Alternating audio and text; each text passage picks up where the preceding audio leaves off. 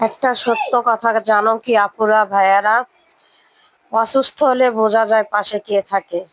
কাছের মানুষটাও দূরে চলে যায়, তার ঘুমানো জরুরি হয়ে যায়। সে সময় পায় না বউকে টাইম দেওয়ার জন্য, বউকে সুস্থ করার জন্য, যত্ন করার জন্য। তো শাকটাকে সিদ্ধ করে নিয়েছি, দুই রকম শাক নিয়েছিলাম, কলমি শাক, সবুজ শাক। প্রথমেই শুকনা মরিচ ভেজে দিলাম। আমি আবার ঝাল খোর, তো ঝাল ছাড়া আমার কিছুই ভালো লাগে না। পেঁয়াজ রসুন একসাথে দিয়ে ভেজে নিলাম।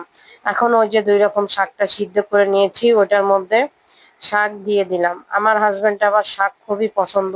কষ্ট হয়, কষ্ট হলেও কিছু করার নাই, বাছা খুবই কষ্ট। মাছ ভেজে নিলাম। এখানে কচুর, আলু, পেঁয়াজ একসাথে ভাজা ভাজা করে নিলাম।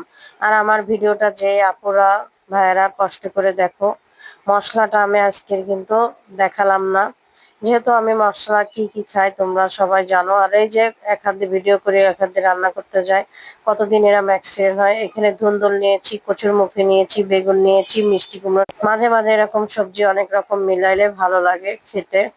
তো আমার এখনো কিন্তু ঠান্ডা আছে, এখনো অসুস্থ। তারপরে এই দেখো আমি মাছগুলো দিয়ে ঢেকে চেপে রান্না করে নিয়ে এখন ধনের পাতা দিয়ে নামিয়ে নিচ্ছি। ভিডিওটা দেখার জন্য ধন্যবাদ।